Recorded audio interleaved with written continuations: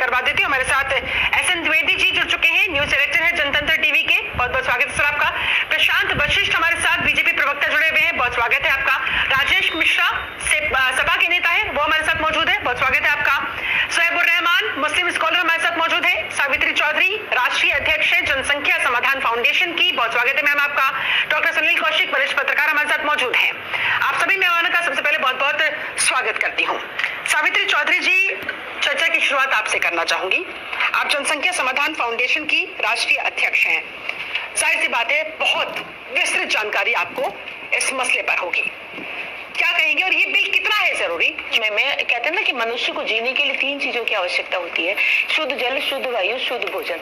तो क्या आर्टिकल 21 के अंतर्गत हम इन तीनों चीजों को प्रोवाइड करा पा रहे हैं? नहीं करा पा रहे हैं।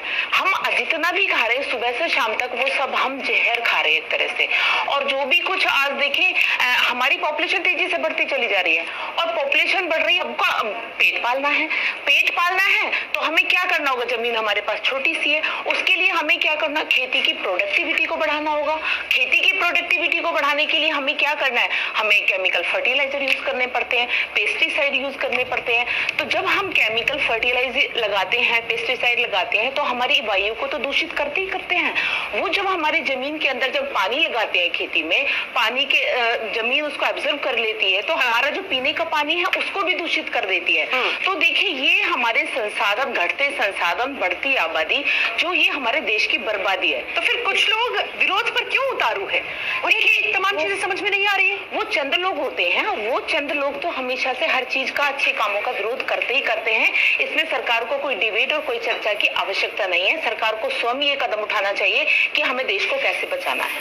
तो ये विरोध तो हमेशा से होते चले आए, होते रहेंगे। वो लोग हैं कि जो केवल तुष्टीकरण की नीति करते हैं, जो कुछ लोगों को खुश करने के लिए ऐसी बातें, खुश करने की बात करते हैं, लेकिन वो ये नहीं देख रहे कि आज के समय में, देखिए हमारे देश में ऐसा नहीं है, प्रयास बहुत किए गए।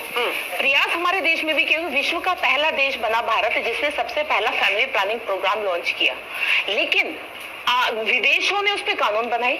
जिस समय हमारे देश में 1975 में जोर शोर से ये मुद्दा चला था, हम दो हमारे दो की बात हुई थी, उस समय हमारे जो पड़ोसी देश थे उनको चिंता हुई और उन्होंने ये सोचा कि अगर भारत ने जनसंख्या नियंत्रित कर लिया तो हमारा क्या होगा।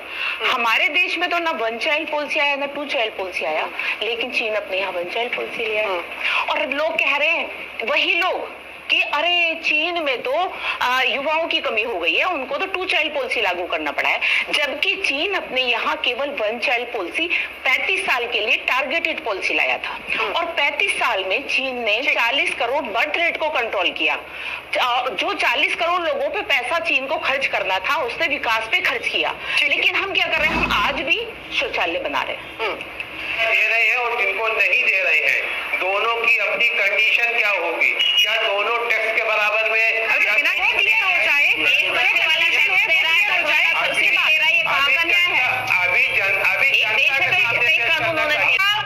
जो पॉपुलेशन है, देश की जो आबादी है, वो तो कंट्रोल होनी चाहिए। आपने शुरू में ही कह दिया था, लेकिन कैसे कंट्रोल हो, जरा ये भी बता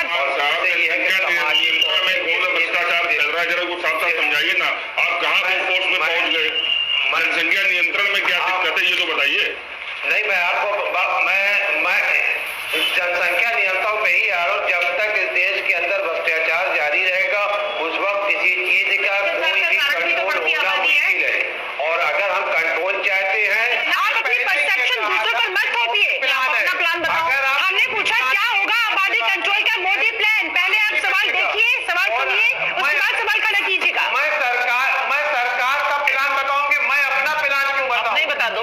हमने इस बढ़ती आबादी के कारण, देखिए अभी अनुज जी बोल रहे थे, सरकार चली गई थी, उस समय सरकार गई थी जनसंख्या नियंत्रण करने की वजह से, क्योंकि उस समय लोग अनएजुकेटेड थे और उनका जो तरीका था करने का वो गलत था। उन्होंने काम प्रशासनिक मशीन को दिया था। इस पे सीधे सीधे अगर काश उसी समय कानून बन गया होता तो आज हमारे देश की स्थिति ना होती। तो ये इस पे कानून बनना चाहिए। और जो अभी हमारे मुस्लिम भाई है, रहमान जी बोल रहे थे कि मुस्लिमों के लिए, हमारे लिए किया जा रहा है, ऐसा कुछ नहीं है। देखिए मांग कर रहे हैं कि हमको रिप्रोडक्टिव राइट्स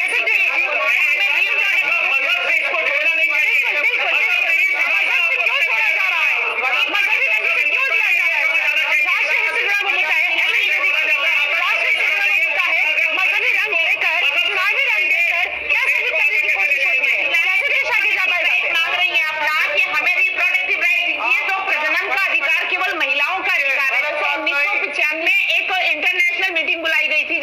विश्व की आबादी 500 करोड़ हुई थी, तो विश्व को चिंता हुई थी। उस समय वहां दो बातें रखी गई थी कि रिप्रोडक्टिव राइट और रेस्पॉन्सिबल पेरेंट्स।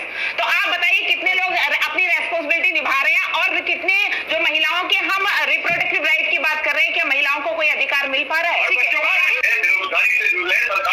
तमाम पॉइंट, लेकिन भाई ये सर सबसे बड़ा फैक्टर इसके पीछे पॉपुलेशन ही तो है, आबादी ही तो है।